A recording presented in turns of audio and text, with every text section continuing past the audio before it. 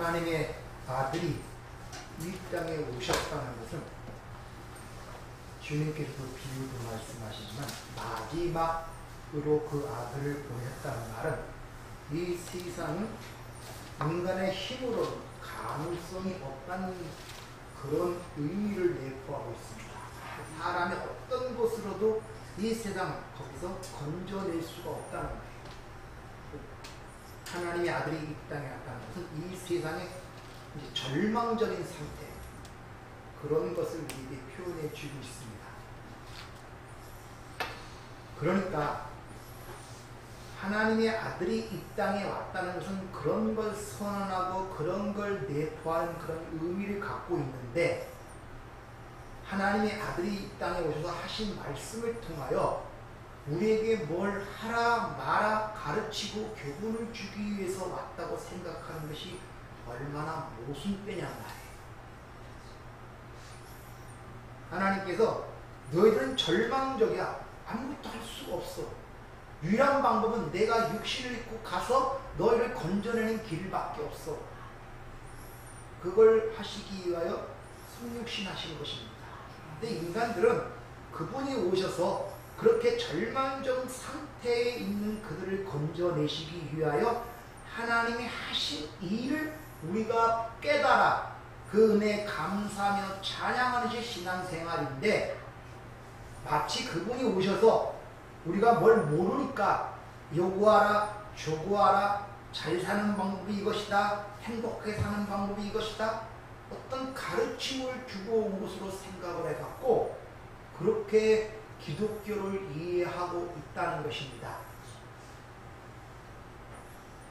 이게 얼마나 상반된 생각이에요. 성경은 허물과 죄로 죽었다라고 선언을 하는데, 마치 산자처럼 하나님의 말씀을 내가 들어 그걸 행할 수 있는 것처럼 생각을 하고 있는 거예요. 이게 얼마나 모순이냐 말이에요. 그렇잖아요. 너희는 죽었어. 내 말귀도 알아듣지 못하고 야이 듣지도 못해. 눈과 귀가 멀어 깨닫지도 못하는 존재라고 성경은 선언을 하는데, 인간들은 그걸 이해하지 못해갖고 하나님의 말씀을 내가 듣고 행할 수 있는 자로 생각들을 하고 살아가고 있다는 것입니다. 그래서 천국에 대한 비유로 유명한 것이 마태복음 14장 씨 뿌리는 비유입니다. 그걸 줘갖고 말씀을 하시는데, 자, 이렇게 하나님이, 우리는 절망적인 상태이니까 하나님이 오셔서 우리를 대신하여 모든 일을 이루고 값없이 우리로 선물로 주셨다는 그 가운데서 이 말씀을 받는 자와, 반대로 하나님 어떻게 우리를 가르침을 줘서 하나님께 복을 받고 살아야 되는 이런 가르침으로 받는 자의 양면성으로 이 말씀을 받을 때 완전히 다르게 받습니다. 마태복음 13장 이 천국 비유, 씨 뿌리는 비유가 시작이 이렇게 됩니다. 그날 예수께서 집에서 나가사 바닷가에 앉으시매 큰 무리가 그에게 모여들거늘 예수께서 배에 올라가 앉으시고 온 무리는 해변에 서 있더니, 예수께서 비유로 여러 가지를 그들에게 말씀하여 이르시되 씨를 뿌리는 자가 뿌리러 나가서, 이렇게 하면서 씨 뿌리는 비유가 뒤에서 쭉 이어집니다. 이 상황을 잘 보시란 말입니다. 집에서 나가서, 성경에 항상 집이라는 것은 성전을 얘기하고 있고 더 나아가서는 하나님의 나라를 의미하고 있습니다. 집, 우리가 사는 일반 집이 아니라, 네, 집에서 나가서 바닷가에 섰는데 큰 무리가 그에게 모여들거늘, 그런데 거기서 바로 말씀하시는 것이 아니라 예수께서 배에 올라가 앉으시니 이제 큰 무리가 아니라 온 무리가 해변에 서 있더니, 그때 비유로 여러 가지 그들에게 말씀하여 이르시되 씨를 뿌리는 자가 뿌리러 나가서, 이렇게 시작이 됩니다. 여기서 2절을 보면 큰 무리가 있고 온 무리, 두 무리가 나옵니다. 헬라어 단어는 똑같아요. 오클로스. 근데 뭐가 다르냐? 그 앞에 복수로 쓰일 때가 의미가 다르고 단수로 쓰일 때 의미가 다르단 말입니다. 이 무리라는 뜻은 오콜로스라는 이 단어가 복수로 쓰이면 불특정 다수를 얘기해요. 그냥 수많은 무리, 불특정 다수. 근데 오콜로스 앞에 정관사가 붙거나 단수로 쓰이는 경우는 특정한 무리를 얘기하고 있단 말입니다. 그러니까 여기서 큰 무리는 불특정한 다수를 얘기하는 반면에 관사가 앞에 있는 온 무리는 특정한 무리, 다시 말하면 12제자를 의미하고 있단 말이에요. 그래서 요한복음에 보면은 하늘에 허다한 무리가 등장을 하는데 무리가 복수가 아니라 단수로 쓰여요. 이렇게 허다한 무리, 즉 12제자로 표현되는 이 허다한 무리는 반드시 한 아들로 완성되어야 된다는 그런 내용을 이것이 우리에게 보여주고 있단 말입니다.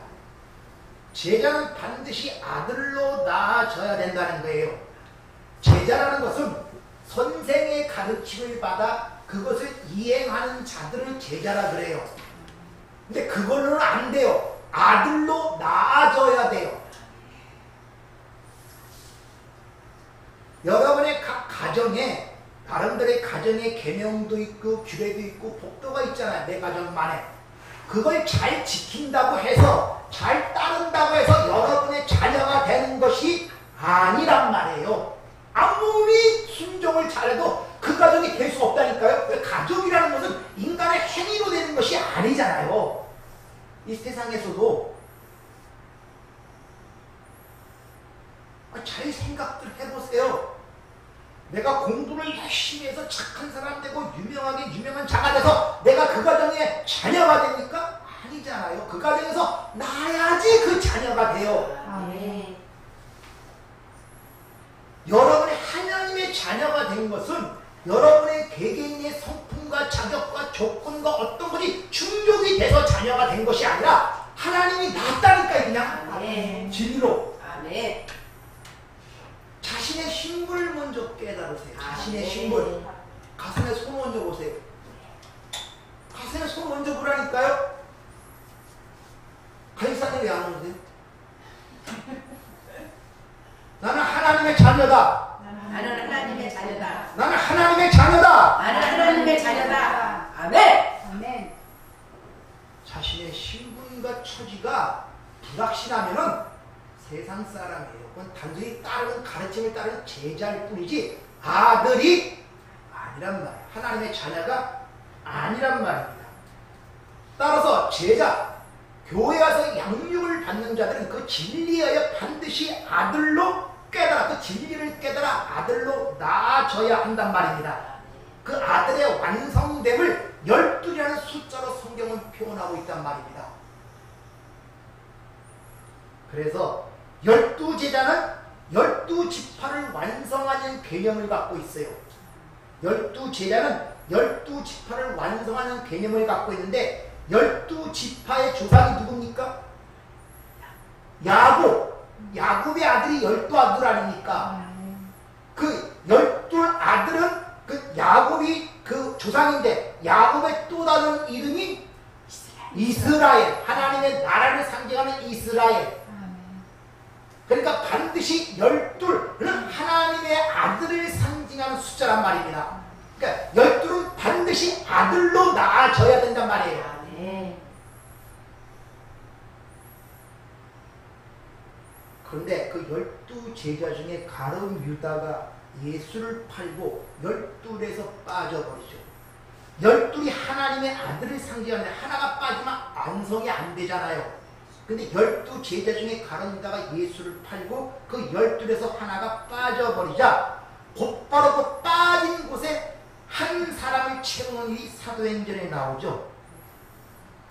여러분 가룟 유다를 볼 때 여러분의 선악의 구조로 그 나쁜 놈, 그 예수를 판 놈, 그 나쁜 놈 이렇게 보면 안 된단 말이에요. 그걸 통하여 여러분에게 어떤 것을 가르치고자 하는 내용을 봐야지. 저런 나쁜 놈이야, 저거 주님 파는 나쁜 놈이야, 난 저런 사람으로 살지 말아야지. 야 돼버리면 바리새인 되는 거예요. 그러니까 이 가룟 유다는 멸망받을 자들의 대표이기도 하지만 또 동시에 세상에서 그렇게 자신의 실체, 예수를 팔아 죽인 자의 실체가 폭로되고 그 폭로됨을 통해 한 아들이 채워짐으로 아들로 완성되는 이 양면성을 가룟 유다라는 인물을 통하여 우리에게 가르치고 있단 말입니다. 그러니까 우리는 동시에 예수를 받아 십자가에 죽이는 가룟 유다인 동시에 그 멸망받을 신분이라는 그런 동시에 그렇게 자기의 실체가 가로처럼 폭로가 되어 그 아들을 다시 살림으로 아들로 맞아준 구원의 모습이 양면성이 갖고 있단 말입니다. 그것이 우리의 실체란 말이에요. 우리의 실체. 그래서 그 가룟 유다의 그런 모습들을 통하여 나의 실체를 깨달아야 그 내용과 진리를 갖게 되는 것이지, 아 그놈 나쁜 놈이야, 나는 절대 가룟 유다처럼 그렇게 살지 않아, 이렇게 되면 멸망되는 거란 말입니다. 이게 껍질로만 보는 거예요. 이게 껍질로만 보는 거예요. 그것이 껍질로만 보는 거란 말입니다, 여러분들.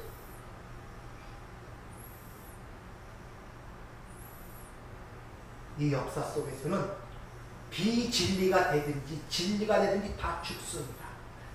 하나님의 자녀의 신분을 갖고 있든지, 그죠? 하나님의 백성이 되었든지 불신자가 되었든지 다 죽습니다. 이 겉으로 드러나는 모습이에요. 다 죽어요, 다. 왜 안 죽을 사람 있습니까? 예수 믿는다고? 겉으로 보서는 다 죽음이 똑같단 말입니다. 근데 그 안에서 진짜를 봐야 돼요. 그 죽음이 다르단 말입니다. 한쪽은 하나님이 죽여가시는 죽음이고, 하나는 가로놓쳐 스스로 죽음을 향하여 죽음을 택한 자의 죽음이란 말입니다. 똑같은 죽음이 아니란 말입니다, 여러분들. 그걸 봐야 돼요, 여러분들. 겉으로는 다 죽잖아요. 근데 그것만 보고 있단 말입니다. 그 안에 가진 죽음의 내용을 봐야 되는데 그걸 모르는 거예요. 왜 어찌하니 답답할 수가 있습니까? 이는 그 자체도 이해를 못하니 어찌 삶이 이해가 되겠습니까? 어찌 내가 예수와 함께 예수는 십자가에 못 박아 장사됐다는 그 진리가 마음에 와 닿겠냔 말이에요. 그걸 모르니.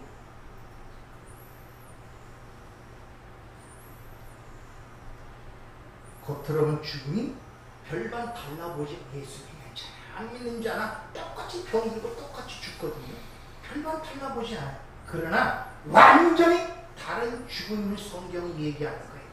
그러니까 유다의 죽음을 진리의 입장에서 보면은 하나님께서 그를 죽으시고 다시 아들로 살려내시는 구원의 모습으로 그 죽음이 보이고, 반대로 진리가 아닌 비진리의 죽음은 진리를 알아보지 못하고 스스로 죽음을 선택하여 가는 멸망받은 자의 모습이 두 가지의 모습이 보이는 거예요. 여러분은 어떤 모습입니까? 다시 말하면 지금 다 죽는데, 죽어가는 죽음 가운데 있는데 어떤 관점으로 내 자신을 보냔 말이에요. 하나님이 다시 살려내기 위한 죽음으로 몰아가는 과정으로 내 인생을 지금 보고 있는지, 아니면 어쩔 수 없이 살려고 바둥바둥 몸부림쳐도 자꾸 끌려가고 그쪽으로 선택하여 가는 그런 모습으로 자신이 보이는지, 어느 쪽입니까?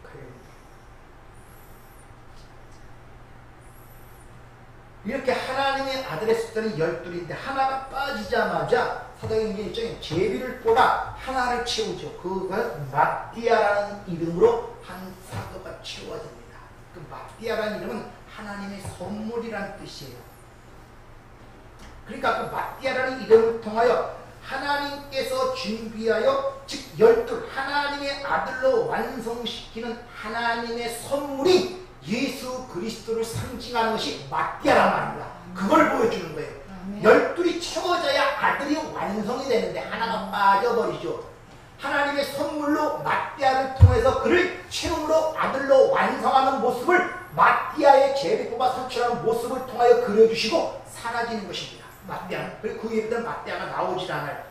성경에 제비 뽑는 그 많은 이야기들이 나오는데, 제비를 뽑는다는 것은 하나님이 미리 확정하시고 정해놓으신 것을 제비를 뽑아 그걸 확인하고 받아들인다는 의미예요. 우리는 그걸 모르니까 하나님이 확정하고 정하신 걸 모르는데 제비를 뽑아 이 사람이 됐지 않습니까? 그러면 이것이 하나님이 확정했고 하나님이 결정하신 것임을 받아들인지 제비 뽑는 거예요. 투표는 뭡니까? 투표수를 세서 훌륭한 사람을 선출하여 선택하는 것이 투표 아닙니까? 그래서 이 세상에 전부 다 투표하잖아요. 대통령 선거도 그렇고 국회의원 선거도.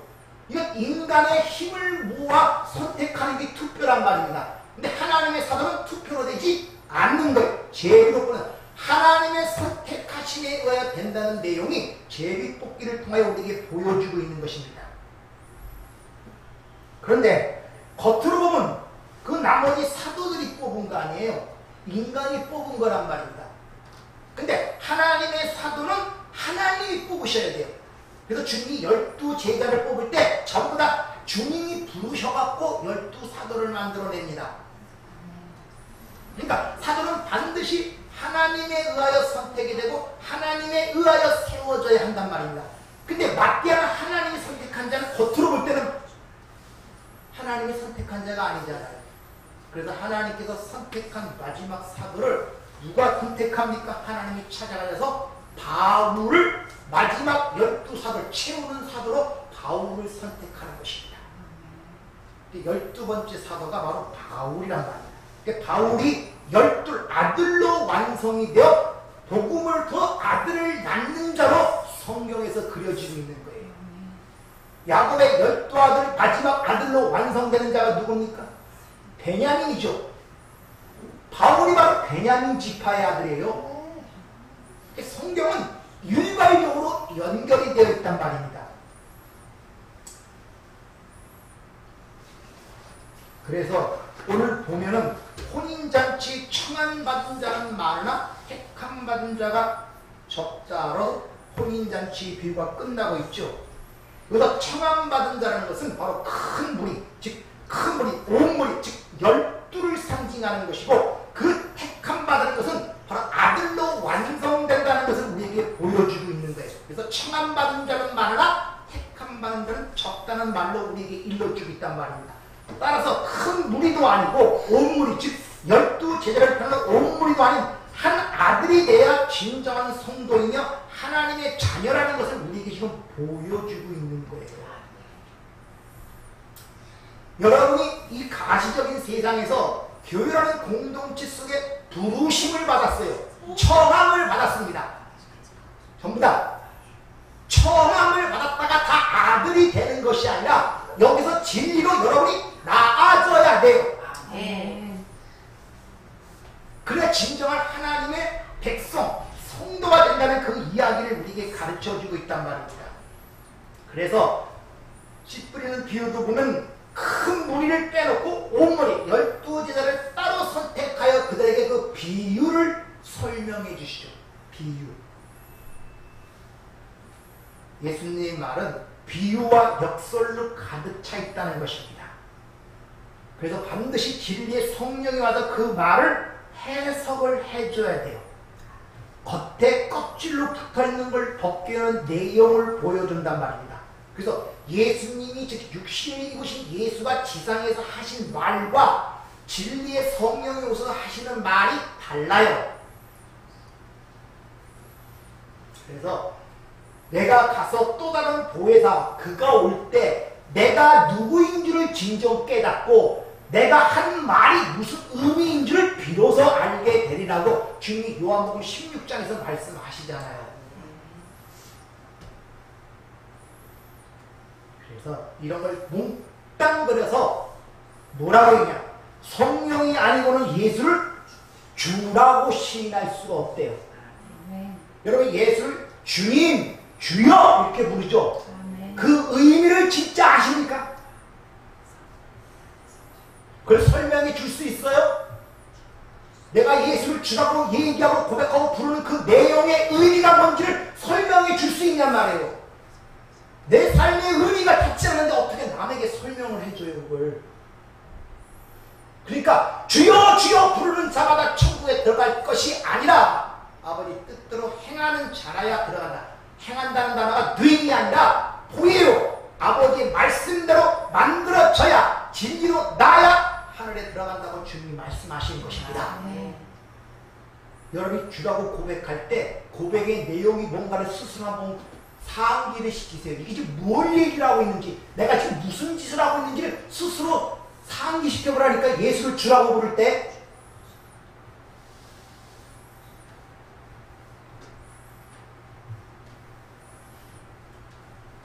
예수님께서 12제자와 또 70명을 택해서 복음을 전하라고 내보내시죠. 그들이 전한 말이 복음이 뭐겠습니까? 회개하라, 천국이 가까웠느니라. 그리고 여러 가지 기적과 표적도 행하죠. 문제는 뭐냐? 그렇게 회개하라, 천국이 가까웠다고 전파했는데 그 내용이 뭔가를 설명할 능력이 없어. 그게 뭘 의미하는지 모른단 말입니다. 어떻게 이루어지는지 모른단 말이야. 회개하라? 엄청 쉽죠? 여러분 생각하기에. 과거에 몇 가지 잘못한 거, 이거 잘못해서 후회하고 반성하는 게 회개입니까? 회개하라고 하지만 회개의 내용을 설명할 수가 없단 말입니다. 어떻게 회개되는지. 천국이 가까다면 천국을 설명할 수가 없다니까요. 기적과 표적을 행했지만 표적의 내용이 뭔지를 모른다니까요. 왜? 아직도 성령이 오시기 전이기 때문에 그들은 그 일을 행했지만 그걸 설명할 능력이 없었단 말이에요. 그래서 스스로 자랑스러워하고 스스로 기뻐했습니다. 와, 우리가 말씀 들으니까 귀신이 쫓겨나다. 근데 그게 뭘 의미하는지를 몰랐단 말이에요. 신기하고 놀라운 일이긴 했지만, 물론 귀신도 쫓아내고 치유의 기적하는 구원이라는 내용을 담고 있습니다. 근데 그 내용, 그 진리를 갖지 못하면 멸망이에요. 귀신 쫓아냈다고 그 사람 진리 없으면 멸망이란 말이에요. 병 고침 받았다고 그게 구원받는 게 아니란 말입니다, 여러분들. 마치 그 말은 내가 저들이 원하는 요구사항을 내가 열심히 해서 어떤 자격을 갖춰서 들어간다고 그 아들이 된다는 그런 생각과 똑같다니까요. 아들이 되는 것은 그 진리로 나아져야 아들 되는 것이지, 그걸 내가 열심히 행해서 들어가는 게 아니라는 기본적 진리를 깔고 있어야 하나님의 말씀을 올바로 이해할 수 있단 말입니다. 네. 무엇을 뜻하는지 능력이 없어요. 여러분, 예수 믿으라 그러면 말을 어떻게 설명해요? 이게 뭘 뜻하는 겁니까? 예수 믿으라는 게. 예? 한번 물어보겠습니다. 어떻게 설명할 거예요? 예수 믿으라는 게 무슨 내용을 갖고 있습니까? 그게 뭘 믿으라는 거예요? 뭘? 예수님 얼굴 봤습니까? 여러분이 믿어지긴 합니까?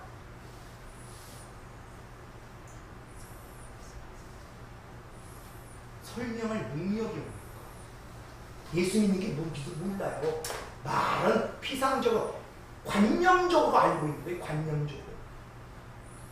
회개하는 것, 예수 잘 믿는 것, 그게 어떤 의미를 갖고 있고 어떻게 이루어지는지 전혀 설명할 수 없다는 데 문제가 있단 말입니다. 이게 오늘날 교회 수준이에요. 하나님 잘 믿으세요.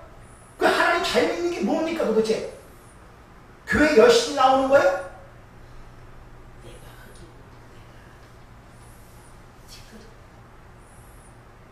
예수 잘 믿으세요. 그게 뭘 의미하는 거예요 도대체? 어떻게 하는 게 잘 믿는 거예요? 설명할 능력이 없어요. 근데 아무 생각이 없으니까 그냥 아멘 아멘 하는 거예요. 자기에게 질문을 하질 않아요. 아멘! 그게 뭔지도 모르고 아멘 하면 덥석부석 받아 먹는 거예요. 이게 공갈빵인지 진짜 양식인지도 모르고. 로고스, 예수님이 이 땅에 오신 것을 로고스, 말씀이라고 하죠. 그 말씀을 담고 있는 그 진리를 설명하지 못하면 그냥 울리는 꽹과리 소리에 불과하단 말입니다. 의미 없는 앵무새 소리와 매화와 똑같단 말이에요. 즉 예수라는 육신, 역사 속에 있는 그 예수라는 육신 속에 담고 있는 그 진리, 그 하나님을 거기서 보지 못하면 말짱 헛거란 말입니다. 그 주님이 특별히 저들이 나를 누구라 하느냐, 이게 큰 무리를 얘기하는 거예요. 그런 다음에 너희는, 12제자고 너희는 나를 누구라 하느냐 이렇게 묻죠.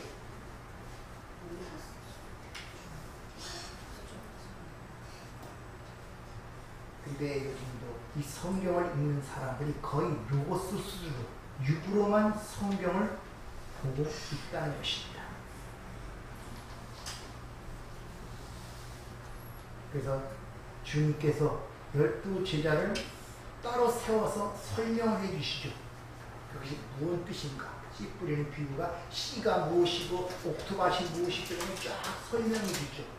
이렇게 담아있는 진리를 전할 수 있는 능력을 디나미스라고, 그걸 능력이라고 해요.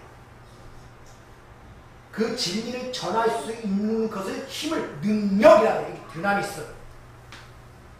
그래서 하나님 나라에는 말에 있지 않고 로고스, 말에 있지 않고 능력이 있다. 전할 수 있는 데 있다는 것입니다. 아멘. 이렇게 예수님께서 제자들에게 비유를 풀어 설명해 주시지만 우리가 거기서 보듯이 제자들은 여전히 그 말을 알아듣지 못합니다. 왜? 예수님이 죽으시고 십자가에 죽으시고 부활 승천하셔야 진리의 영이 오는데 아직 진리의 영이 오시기 전이었기 때문에, 그러니까 입에 넣어서 먹여줘도 이게 뭔지 모르는 거예요.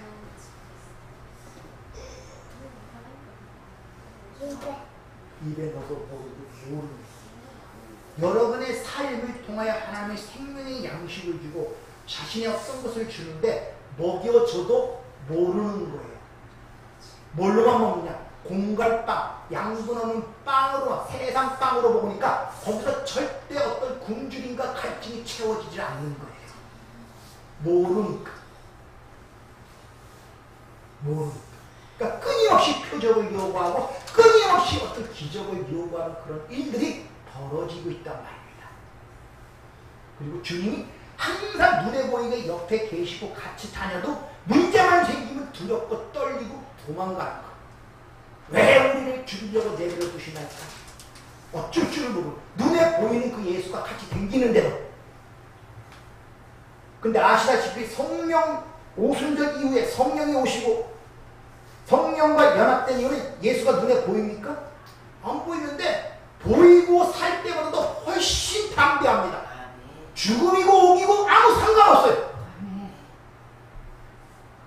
내 것이 된 거예요. 아멘. 그 예수의 진리가 내 것이 됐다. 아멘. 우리는 얼마든지 성경을 앵무새처럼 설명하고 암송할 수 있단 말입니다. 근데 그것을 전해줄 능력이 없으면 진리가 아닌 것입니다. 능력이 없어요. 진리를 전해줄 능력이. 그냥 허공을 울리는 의미 없는 메아리일 뿐입니다. 그래서 씨 뿌리는 비유에 보면 10절부터 이런 말씀이 있습니다. 제가 이번에도 읽고 오셨는지 모르지만 한번 잘 보세요. 뭐라고 말씀하십니까? 제자들이 예수께 나와 이르되 어찌하여 그들에게 비유로 말씀하시나이까? 대답하여 이르시되 천국의 비밀을 아는 것이 너희에게는 허락되었으나 그들에게는 아니 되었나니 무릇 있는 자는 받아 넉넉하게 되되 없는 자는 그 있는 것도 빼앗기리라. 그러므로 내가 그들에게 비유로 말하는 것은 그들이 보아도 보지 못하며 들어도 듣지 못하며 깨닫지 못함이니라. 이사야의 예언이 그들에게 이루어졌으니 일러스되 너희가 듣기는 들어도 깨닫지 못할 것이요 보기는 보아도 알지 못하리라. 이 백성들의 마음이 완악하여져서 그 귀는 듣기에 둔하고 눈은 감았으니 이는 눈으로 보고 귀로 듣고 마음으로 깨달아 돌이켜 내게 고침을 받을까 두려워함이라 하였느니라. 그러나 너희 눈은 봄으로 너희 귀는 들음으로 복이 있도다. 자, 하나님께서 눈과 귀를 주어 알아듣도록 해준 이들이 있고 그 반면에 그냥 육적인 눈과 귀로 그 말씀을 받는, 즉 표피적으로 껍질만 보는 자도 있단 말입니다. 다시 말하면 지금 인생을 여러분이 살아갑니다. 태어나서 부모의 태 양육을 받고 때가 돼서 결혼하고 자식을 낳고 늙고 병들고 죽는 그 과정이 반복되고 있단 말입니다.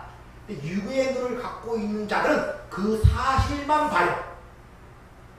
그리고 그 사실에서 벗어나기 위해서 애를 쓰는 거예요. 병들지 않으려고 애를 쓰고 오래 살려고 애를 쓰고 이 땅에서 크게 행복하게 애를 쓰고 보이는 그 사실만. 근데 그 안에는 새로운 눈과 귀를 준 사람들은 그 안에서 하나님의 구원의 원리를 깨닫게 되는 거예요. 하나님이 어떻게 우리를 구원하시고 어떻게 하나님의 자녀로 만들어가는 내용이 그 안에 숨겨져 있고 왜 하나님의 자신을 우리에게 아버지로 주시고 예수를 우리에게 신랑으로 주셨는가를 그 안에 들고 너는 내 아들이라 내가 너를 낳았느냐 그 말이 내가 자녀를 낳고 키우는 그 과정 속에서 이게 뭘 의미하는지를 피부적으로 와 닿는 하나님의 구원의 원리, 그 사랑하심과 그 애정과 깊은 오래 참으심이 그 안에서 보여서 깨달아질 때 내가 하는 그 삶이 얼마나 감사하고 하나님과의 밀접한 교제와 관계를 가질 수 있는 것을 깨닫게 된단 말입니다.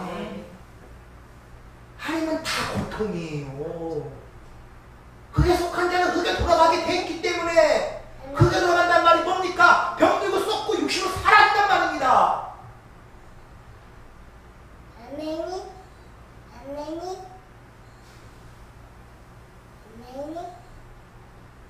하나님께서 창세기 1장을 통하여 이 세상이 어떻게 창조됐는가를 보여주시죠. 그것은 이들이 사라질 이 세상이 어떻게 내가 만들어냈는가를 설명하시는 것이 아니에요. 그게 설명이 됩니까? 있으라 하니 했는데 그게 우리 이 인간의 피조물의 지식세계에 담겨집니까? 안 담겨져요. 그걸 가리키는 게 아니라 창조하는 그 첫 창조의 모습을 통하여 어떻게 하나님이 너를 구원의 길로 구원을 완성시킨가를 모형으로 보여준 거예요. 어떻게 내가 너를 만들어내고 내 자신을 만들어낼까를 보여주는 것이 첫 창조란 말입니다. 그래서 6일간의 창조가 일어나는데 첫째 날부터 셋째 날까지는 먼저 하나님이 틀을 만들어내세요. 하늘과 땅, 바다와 육지, 이렇게 3일 틀을 만들고 넷째 날부터 여섯째 날까지 그 안에 내용을 채워가고 있단 말입니다. 다시 말하면 우리가 살집을 만들기 위해서 먼저 건물을 세우잖아요. 건물. 그런 다음에 이 안에 있는 내용물들을 채워간단 말입니다. 따라서 우리 구원이 제일 먼저 이루어지는 것은 우리가 틀이 바뀌어야 되는 거예요. 틀. 그 틀이 뭐냐?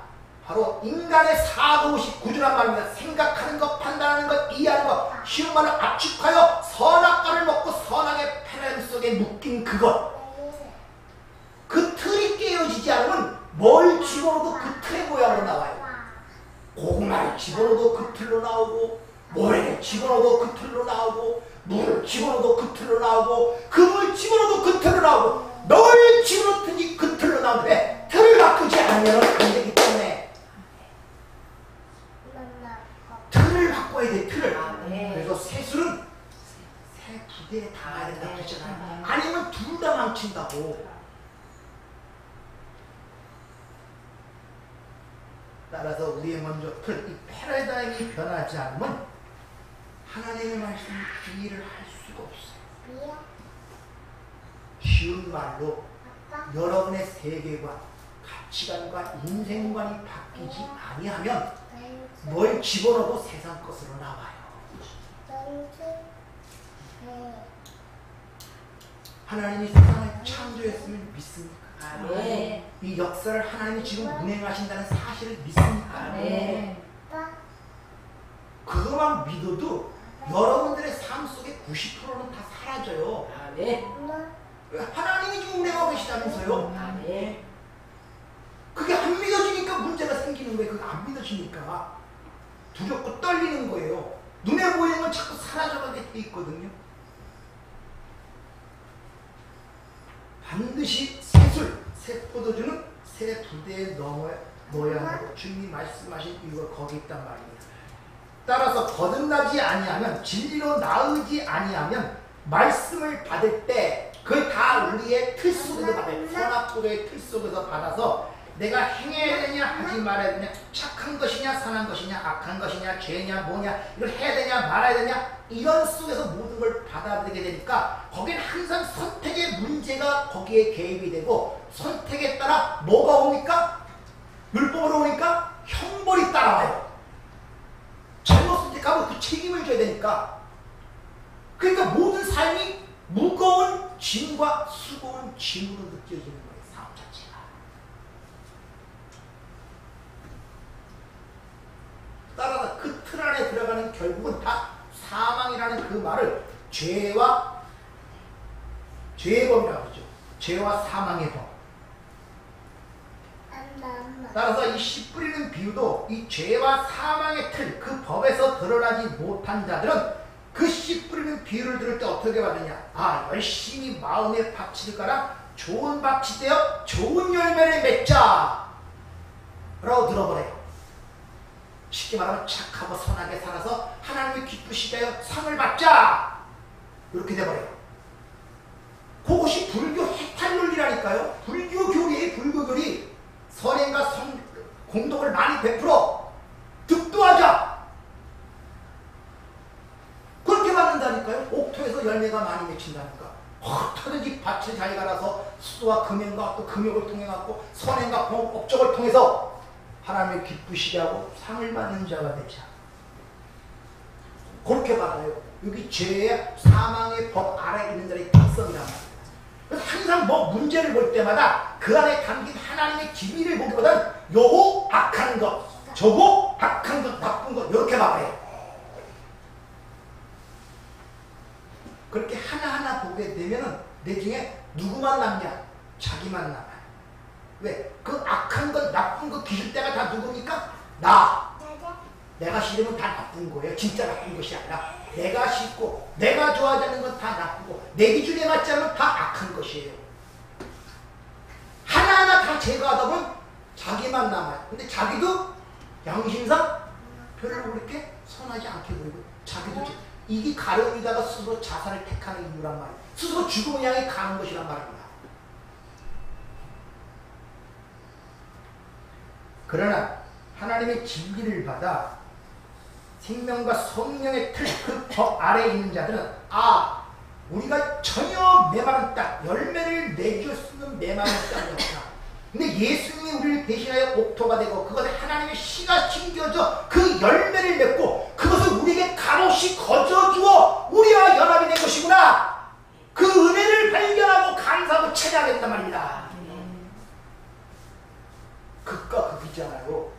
옥토라 좋은 열매를 맺는 게 옥토라 그 말을 듣고 죄와 사망이라는 틀 속에서 보면은 그 틀로 나올 수밖에 없습니까? 그래 열심히 마음의 밭을 갈아서 공덕도 쌓고 선행을 통하여 하나님께 복을 받고 선행한 자가 되어야 되겠다. 그렇게 노력을 해야 돼요, 여러분들. 내 이웃을 내 몸같이 사랑 안 했으니까 그렇게 사랑하면 안 하면 법을 어기는 거 대야 아닙니까? 벌을 받아야 되잖아요. 반드시 법에는 형벌이 따르니까 성과에 따라서. 여기서 여러분이 그런 선하게 틀로 받아갖고 내 이웃을 내 몸같이 사랑하라. 그런 분 계세요? 지금 그렇게 살고 계십니까? 아니잖아요. 그럼 여러분이 형벌을 받아야 된다니까요. 여러분이 그걸 계명이나 법으로 받아서 내가 그렇게 생각하고 있다면 그것에 의해 여러분이 정죄가 되는 것입니다.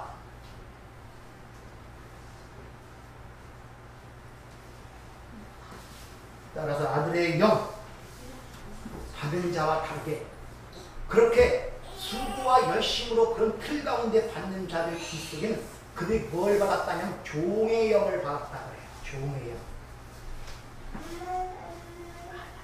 그러니까 종에는 항상 수고와 무거운 짐을 갖고 되니까 거긴 두려움이 발생한다.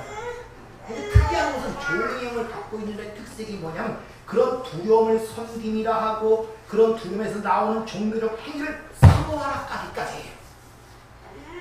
그걸 섬김이라고 그러고 그걸 예배라 그래요.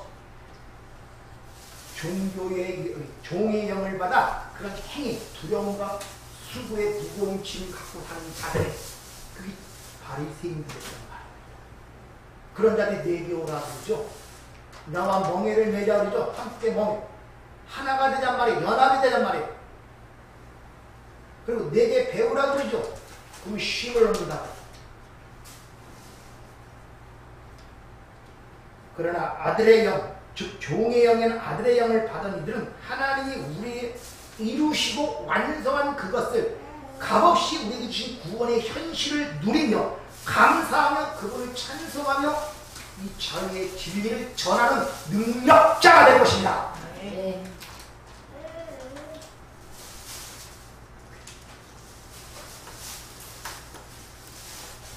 또 한 가지 보죠. 중풍병자를 고친 치유 사건이 또 나오는데 한번 잘 들어보세요.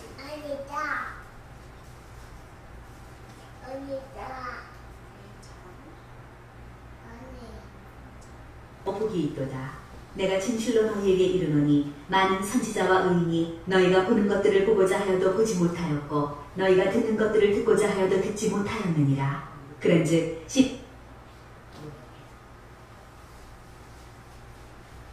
제가 하루는 가르치실 때 갈릴리 각 마을과 유대와 예루살렘에서 온 바리새인과 율법 교사들이 앉았는데, 그러니까 이 중풍병자의 치유 사건은 그 대상이 바리새인과 율법 교사들을 대하여 하는 것입니다. 그러니까 중풍병자의 치유 사건은 그 율법주의에 빠진 그들이 어떻게 거기서 빠져나오는가를 중풍병자의 치유 사건을 통해 설명한단 말입니다. 병을 고치는 주의 능력 예수와 함께 하더라. 능력, 디나믹, 진리를 전해줄 수 있는 것을 얘기하는 거죠. 한 중풍병자를 사람들이 침상에 메고 와서 예수 앞에 들여놓고자 했으나 무리 때문에 메고 들어갈 길이 얻지 못한지라. 지붕에 올라가 기아를 벗기고 병자를 침상째 무리 가운데 예수 앞에 가는지니 예수께서 그들의 믿음을 보시고 이르시되 이 사람아 내 죄의 사함을 받았느니라 하시니 서기관과 바리새인들이 생각하여 이르되 이 신성 모독하는 자가 누구며 오직 하나님의 외에 누가 능히 죄를 사하겠느냐. 예수께서 그 생각을 하시고 대답하여 이르시되 너희 마음에 무슨 생각을 하느냐. 내 죄 사함을 받았다는 말과 일어나 걸어가는 말이 어느 것이 쉽겠느냐.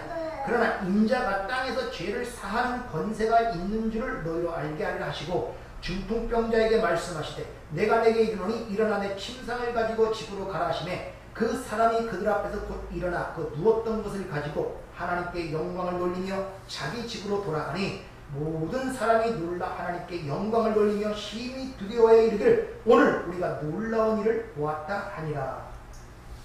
중풍병자라는 이 단어가 파라료라는 이 단어가 쓰이는데, 파라는 전치사, 곁에, 또 리우, 해방하다, 풀어주다, 분해하다는 동사의 합성어입니다. 다시 말하면 사전적 의미로 옆구리가 풀려지다, 옆구리가 뚫리다 이런 말이에요. 쉽게 말하면 세수를 험부대에 담으면 옆구리가 터진다고 그러죠. 그 의미로 생각하시면 돼요. 중풍병은 뭡니까? 우리 안에 혈관이 터져서 생기는 병이 중풍병 아닙니까? 그렇죠? 우리 안에 혈관이 머리에 터지면 뇌경색이나 뭐라는 장애가 일어나요. 이게 중풍병이란 말입니다. 따라서 이 이야기 대상이 율법사와 바리새인으로 바로 그들이 중풍병자임을 보여주는 거예요. 이 치유사건이 그들을 대상으로 하는 거니까 너들이 지금 중풍병자다 이런 말이에요. 그러니까 주님은 중풍병자의 치유사건을 통하여 그 율법주의에서 어떻게 치유받고 살아날 수 있는 그 유일한 길을 지금 중풍병자의 치유사건을 통해 보여주고 있단 말입니다. 그러면 그 중풍병자의 치유사건을 통하여 그 구원의 길을 봐야지 단순히 겉으로는 병자가 치유받았다 끝나면 망하는 거란 말이에요.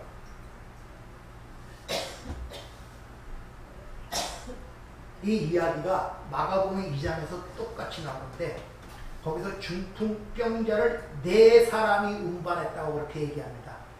근데 거기서 사람이라는 단어가 없어요. 그것은 4사람이 그냥 테레사스라는 넷이라는 그런 단어예요. 그러니까 휘포 테사론이라는 단어가 쓰여서 넷에 의하여 넷에 속하여 그리스도께로 운반되었다 이런 뜻이에요. 넷은 사복음서 복음을 얘기하고 있다는 말입니다. 그러니까 넷에 의하여 중풍병자가 그리스도께로 인도되었다 이 말은 복음에 의하여 그리스도께로 그를 운반하고 있는 그 상황을 지금 그렇게 보여주고 있단 말입니다. 근데 중풍병자가 누워있던 그것을 침상이라고 해요. 침상. 이 침상이라는 것은 구약에서 보면 히브리 사람들에 있어서는 침상은 옛 성전을 상징하기도 하고 간음이 일어나는 것, 죽음이 있는 곳을 상징하기 때문에 하나의 관과 똑같이 혼용이 되고 있습니다. 죽은 자를 누기는 관과. 그러니까 좋은 것이 아니란 말이에요. 그러니까 침상이라는 것은 구약의 이스라엘 전체가 죄를 짓는 곳을 지금 상징하고 있는 거예요. 그러니까 거기 누워있으면 죽는 거예요. 침상에 누워있으면. 그래서 성경에서 항상 일어나라, 에게이로 일어나라 그러죠. 소녀야 일어나라, 할리다 쿰 이러죠. 이 말은 부활의 의미도 사용되는데 사람이 죽으면은 이 뼈가 있죠. 뼈를 연결하고 있던 모든 신경과 근육들이 다 쇠퇴되면 뼈가 흩어져 버려요. 완전히 제 모습이 아닌 아주 각별로 싹 흩어져 버려요. 이 모든 뼈들이 하나하나부터 제 기으로, 손은 손 모양으로, 허리는 허리로, 머리는 머리로 제 모양으로 붙어나는 것을 에게이로 일어난다, 이런 뜻이에요. 여러분의 주어진 지성과 의지와 감정과 수많은 사고방식과 판단력, 통찰력, 이 모든 하나님이 주신 것들이 올바르게 하나로 세워지는 것을 에게이로 일어나라, 이런 말을 나누시는 거예요.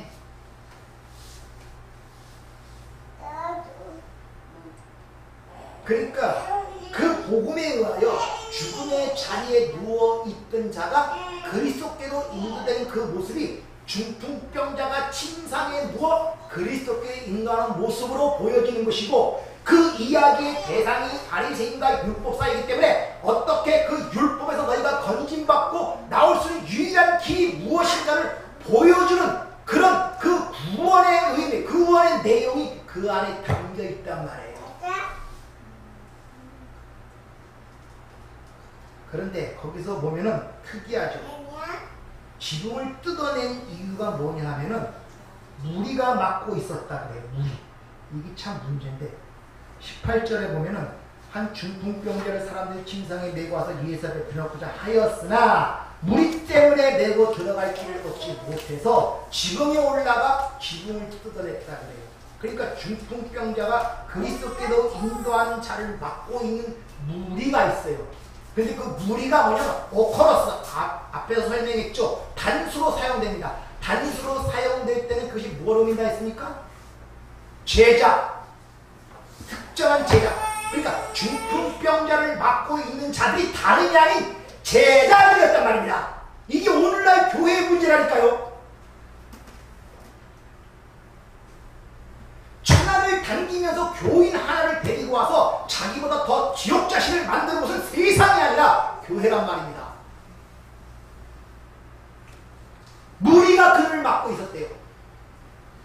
그러자 그 무리가 뭘 뜻하는 걸 가리키기 위하여 지붕을 뜯어내고 기아를 벗겼다는 말이 나오고 있단 말입니다. 그럼 그 지붕이 뭐겠습니까?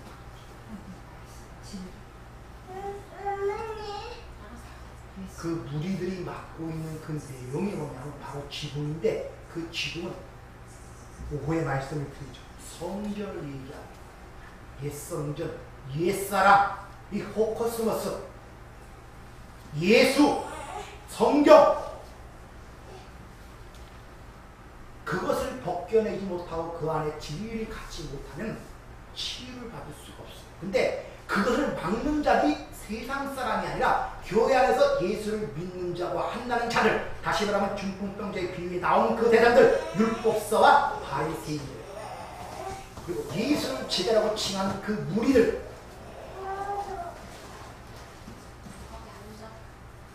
그 여러분들이 사고 방식을 잘 한번 스스로 물어보세요. 교회에 올 자격 있는 자는 어떻습니까?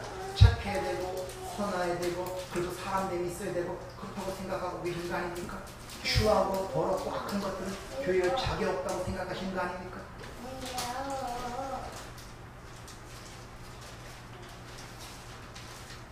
이런 문제들은 말씀을 통하여 거울로 나를 심각하게 봐야 돼. 내가 예수를 믿고 있다고 하는데 내가 오는 자들을 막고 있는 장애물로 지금 등장하고 있지 않습니까? 나도 막으면 나도 갖지 못하면서, 나도 가지 못하면서 남도 가지 못하고 있는가? 왜? 진리를 전해줄 능력이 없는 거야. 디나미스, 하나님의 자녀된 신분, 엑수시아, 그 진리를 줬는데 그 진리를 설명해 줄 능력이 없는 거야. 이 문제에 대해서 오후 시간 좀 더 생각을 해보도록 하겠습니다. 은혜롭고 자비로우신 아버지 하나님, 참으로 하나님의 말씀을 통해서 실체를 보게 되면 왜 세상이 어둠일 수밖에 없고 참으로 인간이 미약하고 무지할 수밖에 없는가를 절절하게 깨닫습니다. 실제 본다고 하지만 보지 못하는 인생을 살아가면서 깨닫고 이해하지 못하면서 우리는 전혀 답답한 구석이 없습니다. 그저 세상 일에 답답하고 세상 일에 우리가 안타깝고 그저 그런 가운데 있습니다. 하나님의 비밀, 하나님의 미스테리온, 하나님의 복음, 하나님의 의, 그 진리를 알지 못하는 이 안타까움과 절망함이 우리 안에 없기에 우리가 오늘도 자유롭지 못하고 이 어려운 세상을 살아가고 있습니다. 이것이 인간의 한계입니다. 성령께서 역사하여 믿는 자들의 귀를 열고 마음을 열어야만이 비로소 그 말씀이 그 안에 들어가 움직일 수가 있습니다. 침을 튄들 소리를 지른들 이게 무슨 소용이 있겠습니까? 성령만이 저들의 마음을 움직일 수가 있어요. 먼저 저들의 마음속에 말씀을 사모하는 마음을 갖게 하시고 진리에 대한 갈급함, 그 자유와 그 은혜와 그 사랑을 묻고자 하는 그런 사모함이 있어야 됩니다. 이런 마음을 갖고 우리가 주님 바라볼 수 있도록 주님 도와주시옵소서. 예수님 이름으로 기도하옵나이다. 아멘.